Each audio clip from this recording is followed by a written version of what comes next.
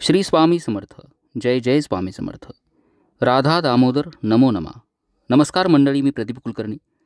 तुलसी विवाहाची पूजा, तुळशीचं लग्न कसं करावं, तुलसी विवाह कसा लावायचा, संपूर्ण माहितीचा शास्त्रोक्त मंत्रासह व्हिडिओ याआधीच आपल्या चॅनलवरती मी अपलोड केला आहे.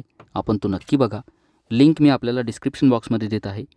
आजच्या व्हिडिओमध्ये आपण माहिती बघणार आहोत तुलसी विवाहाचा शुभमुहूर्त कोणता, तुलसी विवाहासाठी लागणारं साहित्य कोणतं आणि तुळशी विवाहाची पूजा कशी करायची यातील महत्त्वाच्या गोष्टी. आपण कमेंटमध्ये काही प्रश्न विचारले, आपल्या काही शंकांचं समाधान या व्हिडिओद्वारे मी करणार आहे. चॅनलवर आपण नवीन असाल चॅनल सबस्क्राईब करा. माहिती आवडली लाईक अवश्य करा. कमेंट बॉक्समध्ये अजून काही शंका असतील नक्की विचारा. तुलसी विवाह पूजा हे एक समृद्धीकारक लक्ष्मीकारक व्रत आहे. प्रत्येकजण हे व्रत करू शकतो. ज्याच्या अंगणात तुळस असेल असा प्रत्येकजण तुळशीचा विवाह करू शकतो. तुळशीचा विवाह जर आपण यावर्षी केला तर आपल्याला सलग 5 वर्ष करावा लागतो असं काही आहे का? असं मुळीच नाही. हे लक्ष्मीकारक व्रत आहे. जेव्हा जमेल तेव्हा मनोभावे करावं. स्त्री किंवा पुरुष किंवा दोघं जोडीनं ही पूजा करू शकता. यावर्षीचा तुलसी विवाहाचा मुहूर्त बघूया. कार्तिक शुद्ध एकादशी ते कार्तिक पौर्णिमा या दरम्यान आपल्या अंगणातील तुळशीचा आपल्या देवघरातील बाळकृष्णांशी किंवा शालिग्रामाशी विवाह लावण्यात येतो. यावर्षी तुळशीचा विवाह आपण करायचा आहे 2 नोव्हेंबर 2025 ते 5 नोव्हेंबर 2025 या दिवशी, म्हणजेच कार्तिक एकादशी ते कार्तिक पौर्णिमा या दरम्यान.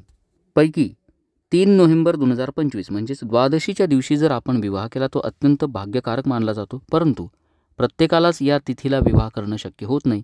म्हणून 2, 3, 4, 5 या 4 दिवसांपैकी कुठल्याही दिवशी संध्याकाळी तुळशी विवाह अवश्य करा. गोरज मुहूर्तावरती आपल्याला तुळशी विवाह करायचा आहे. साधारण संध्याकाळी 6 वाजेनंतर रात्री 10 वाजेपर्यंत आपण तुलसी विवाहाची पूजा करू शकता. ही पूजा आपण आपल्या घरात देखील करू शकता किंवा अंगणात देखील तुळशीसमोर करू शकता. ही पूजा केल्यानं आपल्या घरामध्ये वर्षभर माता लक्ष्मीचा अखंड वास राहतो. आपल्या घरात नेहमीच धनधान्याची सर्वच गोष्टींची भरभराट राहील. आपल्या आर्थिक समस्या असतील त्या समस्यांचं निवारण होण्यास मदत होईल. आता आपण बघूया तुळशी विवाहासाठी लागणारं साहित्य कोणतं आणि पूजेची तयारी. पूजेसाठी आपल्याला लागेल हळद, कुंकू, अक्षता, फुले, फुलांचे 2 हार. विवाह झाल्यानंतर तुळशी मातेला आणि बाळकृष्णांना घालण्यासाठी 2 हार. त्यानंतर कापसाची वस्त्रमाळ, गंध, पंचामृत, शुद्ध जल म्हणजेच पूजेसाठी पाणी, तामण, तांब्या, पळी, ऊस. 4 ऊस लागतील. ऊस हा विवाहामध्ये तुळशी मातेचा मामा म्हणून असतो. त्यानंतर आवळे, चिंच, बोरा हे आपल्याला तुळशी वृंदावनामध्ये ठेवायचे असतात. सुटे पैसे, विड्याची पानं, ओटी भरण्याचं साहित्य. त्यानंतर तुळशी मातेसाठी सौभाग्य अलंकार, नैवेद्यासाठी बत्तासे, मुरमुरे, तांदूळ, सुपारी, नारळ, चौरंग, हळद लावण्यासाठी ओली हळद, हळदीमध्ये थोडंसं दूध टाकून ओली हळद बनवून घ्यायची इत्यादी साहित्य आपण जवळ घेऊन बसायचं, म्हणजे आपल्याला सारखं सारखं उठावं लागणार नाही. अंतरपाठाचं कापड आपल्याला लागेल वधूवरांच्या मध्ये धरण्यासाठी. पांढरं शुभ्र कापड घ्यावं, त्याच्या मधोमध कुंकुवानं स्वस्तिक काढावं. असं कापड अगोदरच तयार करून ठेवा. पूजेची तयारी कशी करायची. ज्या ठिकाणी आपल्याला ही पूजा मांडायची असेल, आपल्या घरामध्ये देवघराजवळ किंवा आपल्या घराबाहेर तुळशी वृंदावनाजवळ, त्या ठिकाणी आपल्याला 2 चौरंग लागतील. एक तुळशी मातेसाठी आणि दुसरा बाळकृष्णांसाठी किंवा शाळीग्रामासाठी.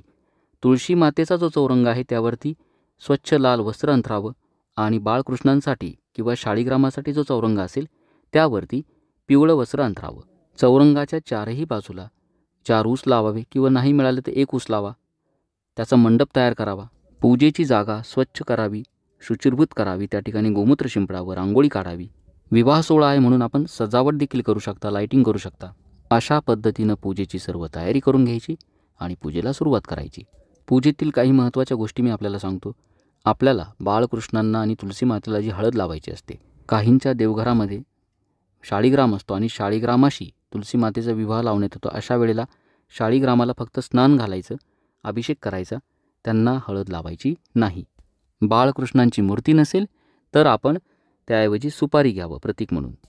तुलसी विवाहाची पूजा कशी करायची शास्त्रोक्त मंत्रासह व्हिडिओ बघा. लिंक डिस्क्रिप्शन बॉक्समध्ये दिली आहे. व्हिडिओ लावून द्या. मंत्र पठण नाही केले तरी चालतील. सांगितल्याप्रमाणे कृती करा. आता मी आपल्याला पूजेची थोडक्यात माहिती सांगतो. पूजेची सुरुवात नेहमीप्रमाणे पुरुषांनी आपल्या कपाळाला कुंकू लावायचं, महिलांनी हळद कुंकू लावायचं. शुद्ध तुपाचा दिवा लावून घ्या. दिव्याचं पूजन करायचं. हळद कुंकू, अक्षता, फुलं व्हायची. त्यानंतर आपल्या मनाच्या, शरीराच्या शुद्धीसाठी आचमन करायचं. त्यानंतर आपल्या उजव्या हातामध्ये 2 पळी पाणी, हळद, कुंकू, अक्षता, एखादं फूल घेऊन या पूजेचा संकल्प करायचा. संकल्प झाल्यानंतर देवघरातील गणपती बाप्पाची मूर्ती नसेल तर सुपारी घेऊन गणपती बाप्पाला स्नान घालून त्यांची पूजेमध्ये चौरंगावरती स्थापना करायची. यानंतर कलश स्थापना करायची. शुद्ध जलानं भरलेला तांब्या, त्यामध्ये हळद, कुंकू, अक्षता, एखादं फूल, एखादं नाणं टाकावं. 5 विड्याची पानं ठेवून त्यावरती नारळ ठेवून आपल्या डाव्या हाताला कलशाची स्थापना करा चौरंगावरती. देवघरातील शंख आणि घंटा यांना स्नान घालून त्यांचं पूजन करायचं. उजव्या हाताला शंख ठेवायचा, डाव्या हाताला घंटा ठेवायची. शंखाला अक्षता व्हायची नाही, फक्त गंध आणि फुलं व्हावी.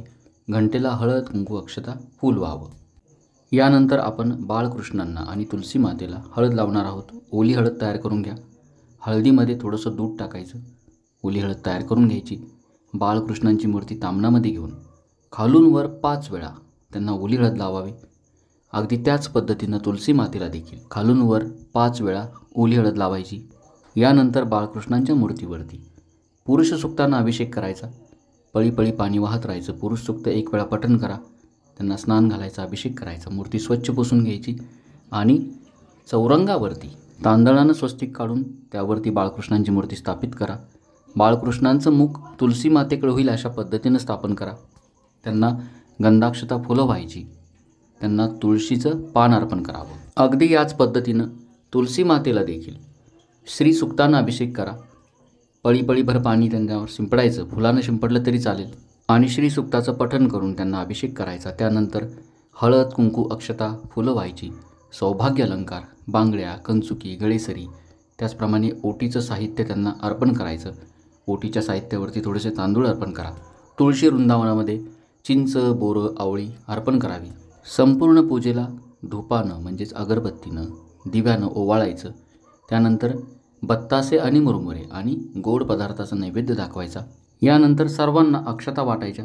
हळद, कुंकू मिश्रित तांदूळ सर्वांना वाटायचे. आता मंगलाष्टक आपण म्हणणार आहोत. बाळकृष्ण भगवान आणि तुलसी माता या दोघांमध्ये पांढरं वस्त्र, ज्याला अंतरपाठ म्हणतात, ज्याच्या मधोमध कुंकुवानं स्वस्तिक काढलेलं असावं, अंतरपाठ धरायचा.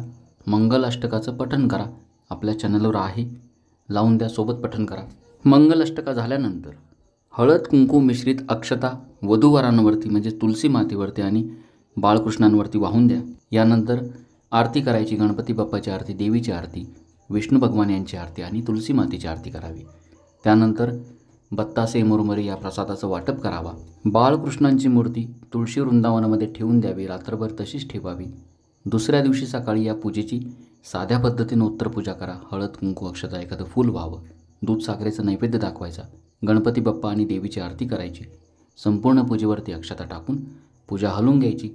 कलशातील पाणी आपल्या घरात, आजूबाजूला घरातील व्यक्तींवर शिंपडावं. नारळ फोडून त्याचा प्रसाद करा. पूजेतील सुपारी आपण पुन्हा दुसऱ्या पूजेत वापरू शकता. धुवून स्वच्छ करून ठेवून द्या. हार, फुले हे निर्माल्य पाण्यामध्ये विसर्जित करायचं. आवळी, बोरं, चिंच किंवा फळं याचा देखील प्रसाद करावा. ऊस असेल, ऊसाचं देखील विसर्जन करावं. आपल्या शंका समाधानासाठी, तसंच काहींनी आपला पूर्वीचा व्हिडिओ बघितला नसेल त्यांच्यासाठी म्हणून ही मी पूजेची माहिती थोडक्यात सांगितली. शास्त्रोक्त मंत्रासह संपूर्ण पूजेचा व्हिडिओ आपण अवश्य बघा. लिंक डिस्क्रिप्शन बॉक्समध्ये मी दिली आहे.